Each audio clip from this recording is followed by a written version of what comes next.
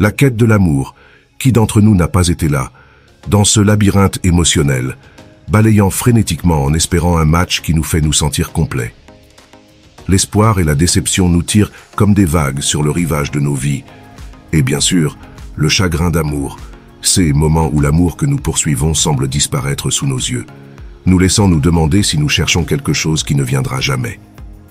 Mais aujourd'hui, je veux vous raconter une histoire différente, une perspective plus sage sur l'amour, une perspective non trouvée dans les écrans de balayage ou en attendant des messages textes. C'est une perspective découverte en vous-même, prête à être dévoilée dans le monde de la philosophie, en particulier dans le stoïcisme. Commençons. La seule chose que je vous demande est de ne pas sauter cette vidéo en aucune manière. Si vous êtes ici, considérez-vous différent de la majorité. Considérez-vous comme une exception. Agissez maintenant comme tel et ne sautez aucun chapitre. J'ai trouvé des conseils dans le stoïcisme qui m'ont aidé à comprendre pourquoi poursuivre désespérément l'amour peut être un chemin plein d'obstacles et de souffrances. Cette philosophie valorise l'autodiscipline, l'authenticité et l'autoréflexion. À travers les pratiques stoïciennes, j'ai appris à regarder en moi au lieu de chercher des compliments externes ou des solutions à mes problèmes d'estime de soi et de confiance. J'ai découvert que l'amour, dans sa forme la plus authentique, n'est pas trouvé chez une autre personne, mais en soi-même. Ainsi, une perspective est née, une que je veux partager avec vous aujourd'hui.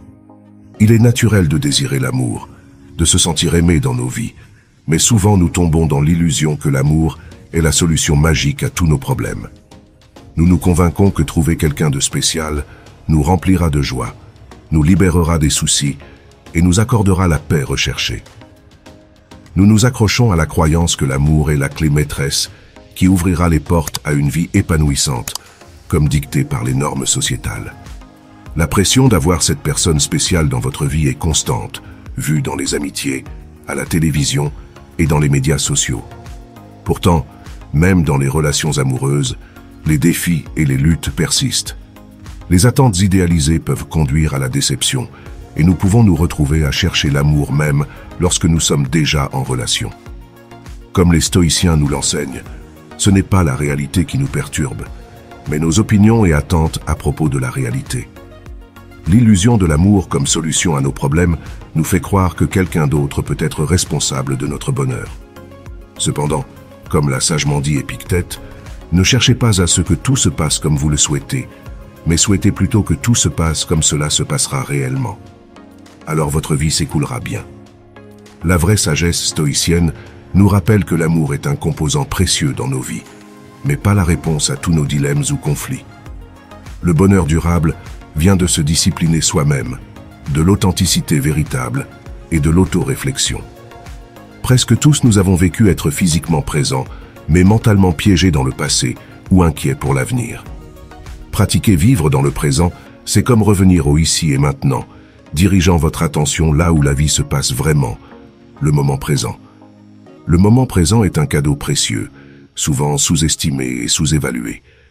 Nous ne pouvons pas changer le passé et l'avenir est incertain, mais le présent, le ici et maintenant, est là où nous avons le pouvoir d'agir et de prendre des décisions. Pratiquer la présence nous permet de savourer chaque instant de nos vies pleinement, même les petits plaisirs. Vivre dans le présent enrichit nos expériences. La nourriture a meilleur goût, le rire est plus authentique et les moments deviennent inestimables. L'importance de vivre dans le présent est évidente dans nos relations, en particulier dans la recherche de l'amour authentique. Comment pouvons-nous construire des connexions significatives si nos esprits sont ailleurs? Vivre dans le présent signifie être fort face aux défis quotidiens et authentiques dans chaque interaction. Il ne s'agit pas d'agir, mais d'être réel et sincère dans vos relations. En résumé, l'importance indéniable de vivre dans le présent devient évidente, alors que vous continuez votre quête de l'amour. Rappelez-vous que le bonheur n'est pas trouvé dans le passé ou le futur, mais dans la richesse du maintenant. Avez-vous déjà été pris dans une dynamique répétitive dans vos relations? Peut-être vous êtes-vous demandé pourquoi je ne trouve pas l'amour, pourquoi ma relation a-t-elle pris fin, même quand j'ai tout fait correctement. Dans ce voyage de découverte de soi, je veux vous parler de la valeur de la croissance personnelle et comment elle peut transformer votre perspective sur la recherche de l'amour. Souvent, nous cherchons l'amour d'une position de besoin, croyant que quelqu'un d'autre complétera nos vies. Pourtant, comme le rappellent les stoïciens, personne n'est libre qui ne s'est pas libéré lui-même. Le chemin de la croissance personnelle est un chemin de force, faisant face et surmontant les obstacles. Comme l'a dit Sénèque, il n'y a pas de vent favorable pour le marin qui ne sait pas où aller. La valeur de la croissance personnelle devient évidente lorsque nous affrontons nos peurs, prenons des risques et choisissons le chemin de la plus grande difficulté. Grâce à la croissance personnelle, nous pouvons surmonter les peurs, embrasser les imperfections et construire des relations basées sur l'authenticité et une communication efficace. Parlons d'un outil puissant qui peut complètement changer votre approche de la recherche de l'amour, l'autoréflexion. Sur le chemin de l'amour authentique, l'autoréflexion est fondamentale. Regardez à l'intérieur, non pas simplement s'asseoir en silence avec un esprit vide, mais s'immerger profondément dans vos pensées et émotions.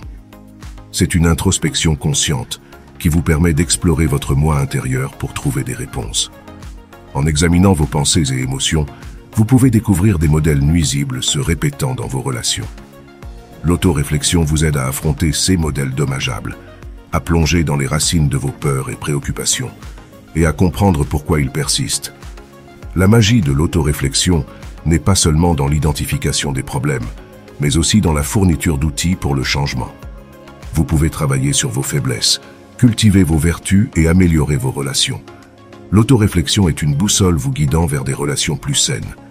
Au fur et à mesure que vous vous connaissez mieux, vous devenez plus conscient de ce que vous désirez vraiment chez un partenaire et de ce que vous êtes prêt à apporter à la relation.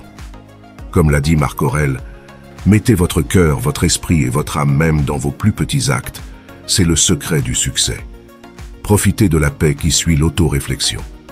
Ce n'est pas juste du travail, c'est le chemin vers la paix intérieure et des relations plus authentiques.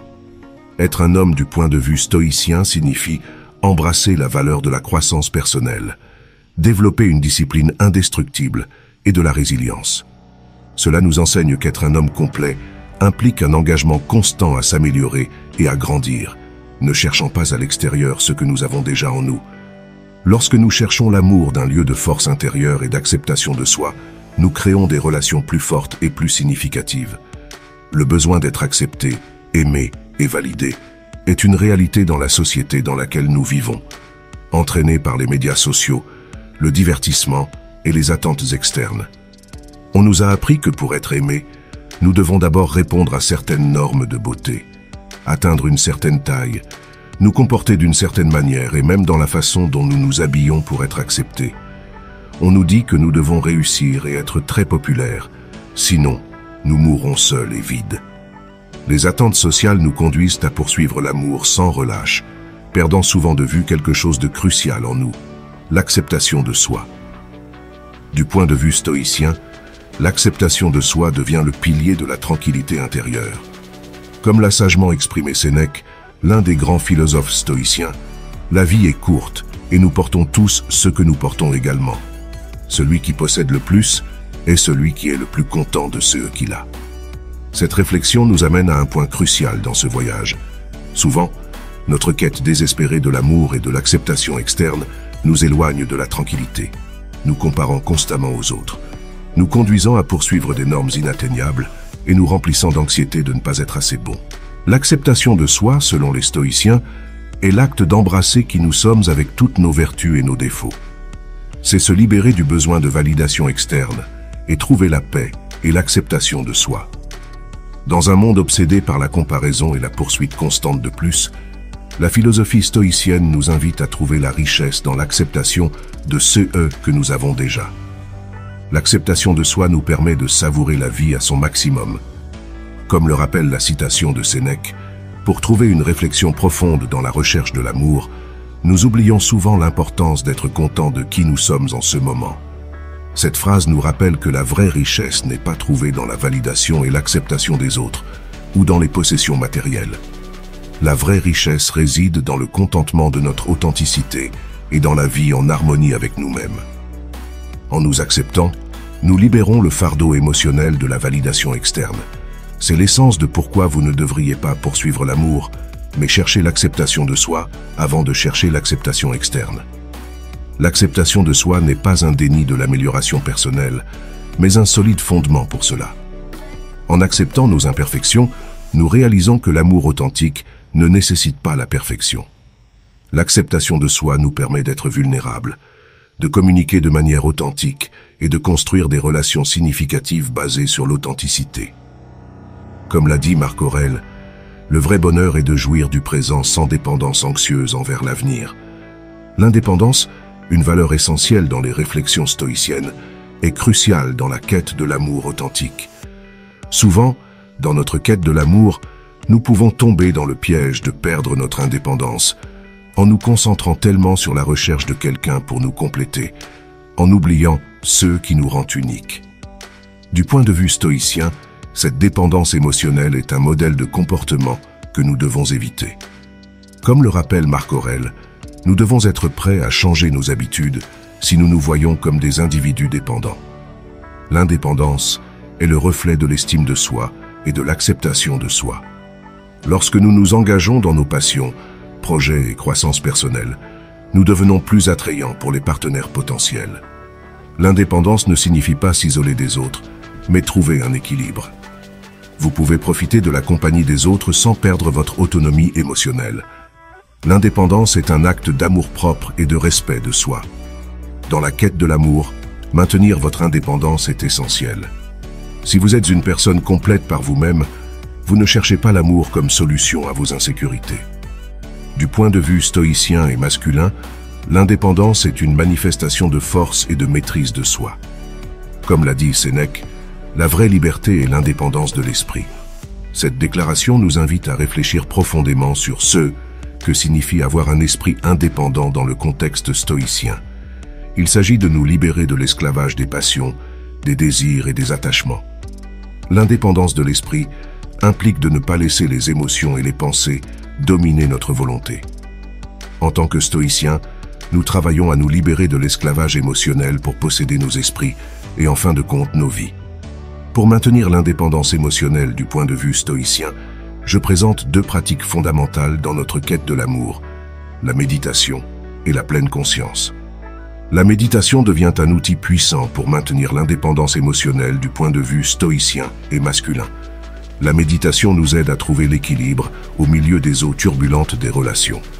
Elle nous forme à être présents dans le moment, à observer nos pensées et émotions sans être emportés par elles. Comme le conseillait Sénèque, la méditation nous apprend à gérer nos émotions et à trouver la sérénité au milieu du chaos. Les stoïciens croient que la méditation nous permet de reconnaître que nos réactions émotionnelles sont des réponses automatiques et que nous avons le pouvoir de choisir comment réagir. En tant qu'hommes stoïciens, cela nous donne un profond sentiment de contrôle sur nos émotions et nos actions. La pleine conscience est une autre pratique cruciale dans la quête de l'amour authentique du point de vue stoïcien. La pleine conscience nous permet de maintenir l'indépendance émotionnelle en étant pleinement présents dans nos relations. La pleine conscience implique une écoute active, être présent dans les conversations et être conscient de nos réactions émotionnelles. Marc Aurèle nous a rappelé que l'autodiscipline est atteinte grâce à la pleine conscience. Cette pratique nous permet de reconnaître nos réactions automatiques et, au lieu de réagir impulsivement, de prendre des décisions conscientes. Du point de vue stoïcien, ces 2 pratiques, la méditation et la pleine conscience, sont fondamentales pour maintenir l'indépendance émotionnelle et ne pas poursuivre un amour qui finira par nous causer plus de douleur. Du point de vue stoïcien et masculin, ces pratiques fournissent la maîtrise de soi, la sérénité et la clarté mentale nécessaires pour faire face aux défis émotionnels et prendre des décisions conscientes dans nos relations. En résumé, l'importance de maintenir votre indépendance ne doit pas être sous-estimée. Vous ne devriez pas poursuivre l'amour pour combler vos vides, mais plutôt trouver quelqu'un qui apprécie votre indépendance et complète votre vie.